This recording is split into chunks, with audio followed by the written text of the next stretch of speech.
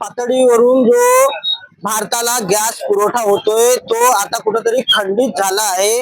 त्यामुळे जो आहे महाराष्ट्र नव्हे तर अमरावतीमध्ये सुद्धा याचा तुटवडा जाणून पडत आहे। माझ्या मागे पाहू शकता आपण मोठ्या प्रमाणात जे आहे रांगा लागलेल्या आहे आणि या रांगा ज्या आहे या गॅस भरून घेण्यासाठी रांगा लागलेल्या आहे। एकीकडे पाहिलं तर अमरावतीमध्ये जो उष्णतेचा पारा आहे हा 40 सेल्सिअस पेक्षा जास्त वाढलेला आहे आणि अशातच या रखरखत्या उन्हामध्ये जे आहे मोठ्या प्रमाणात जे आहे गॅसची लाईन लागलेली आहे आणि या उन्हाच्या पार्श्वभूमीवर हे लोक जे आहे गॅस भरण्याकरिता या रांगेमध्ये उभे आहेत। आपण बघू शकता माझ्या मागे जो पोलीस बंदोबस्त आपल्याला दिसून पडत असेल, पोलीस बंदोबस्त सुद्धा या इथे तैनात करण्यात आलेला आहे की जेणेकरून इथे कुठेही हाणामारी किंवा घाई किंवा कोणा एकामेकाच्या अंगावरती कोणी गेलं नाही पाहिजे याच्यासाठी पोलीस बंदोबस्त सुद्धा मोठ्या प्रमाणात करण्यात आलेला आहे। आणि दुसरीकडे पाहिलं तर गॅस साठी जे आहे वारंवार बऱ्याच दिवसापासून जे आहे ग्राहक नंबर लावत आहे, ऑनलाईन सुविधा जे आहे त्या बंद करण्यात आलेल्या आहेत। आपण याचा काही लोकांशी जाणून घेऊया काय नेमकी प्रतिक्रिया आहे त्यांची। काय आपण केव्हापासून गॅसच्या लाईन मध्ये आहात, काय सांगाल? मेरी प्रशासन से इतनी गुजारिश है कि सिर्फ कम से कम इतने यहाँ पे कैसे पानी का और मंडप का इंतजाम करे। लोग कैसे रोजों के अंदर में बच्चों को लेके लेडीज आ रही तो बहुत तकलीफ हो रही। नहीं कैसा है, आप अगर नहीं कुछ कर सकते तो कम से कम पब्लिक के लिए इतने कर दिए तो बहुत है। वैसा तो कैसा है, पब्लिक को बोलने का हक नहीं है, किसके पास जाके बोलेंगे, है कि नहीं। तो कैसे प्रशासन से ये गुजारिश है कि कम से कम थोड़ा सा यहाँ कैसा ट्रैफिक कंट्रोल के लिए कुछ भेजे और यहाँ पे कैसा मंडप का इंतजाम करे, पानी का इंतजाम करे, पब्लिक के लिए थोड़ी बहुत सुविधा कर दे बस। आप कब से लाइन में लगे हो? 8 बजे से 8 बजे से अभी टांगा दुख गया। अगर 2 घंटे रहेंगे तो चक्कर आके गिर जाएंगे। क्या आपको रोके हैं? रोजे भी उपास भी है।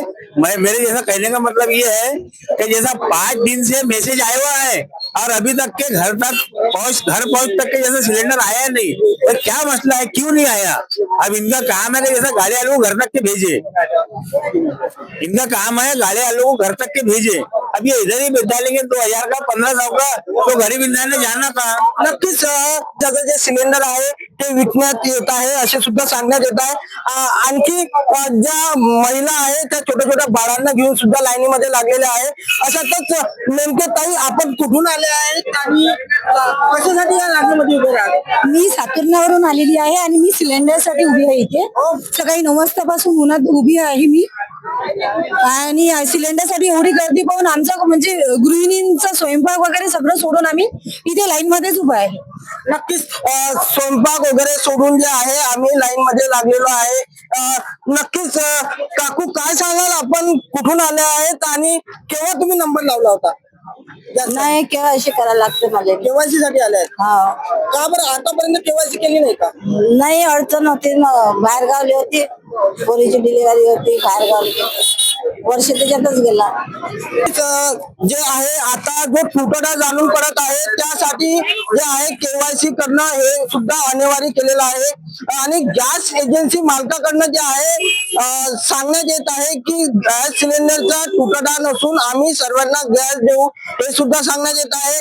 मोठ्या प्रमाणात पोलीस बंदोबस्त सुद्धा लावण्यात आलेला आहे आणि सगळ्यांना जे आहे गॅसचा तुटवडा जाणीव होणार नाही हे सुद्धा प्रशासनाकडून सांगण्यात येत आहे। तरी पण ह्या ज्या मोठ्या मोठ्या रांगा लागलेल्या आहे या रांगामुळे जो आहे जे पब्लिक आहे ते आता कुठेतरी खंत व्यक्त करत आहे की आम्हाला या उन्हातानात उभं राहावं लागत आहे। आम्ही ऑनलाईन नंबर लावतोय परंतु ऑनलाईन नंबर लावल्याच्या नंतर सुद्धा आमच्या घरापर्यंत जे डिलिव्हरी द्यायला पाहिजे ते मिळत नाही आहे।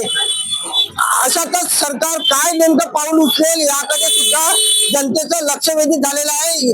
एकीकडे पाहिलं तर अमरावती प्रशासनाने आज जे आहे गॅस एजन्सी मालकाची जे मीटिंग जे आहे ते दुपारी 3 वाजताच्या सुमारास ठेवण्यात आलेली आहे आणि आता या मीटिंग मध्ये काय नेमका तोडगा निघतो याकडे अमरावतीकरांचं लक्ष लागलेलं आहे। अनिरुद्ध उगले, एलेक्स मराठी, अमरावती।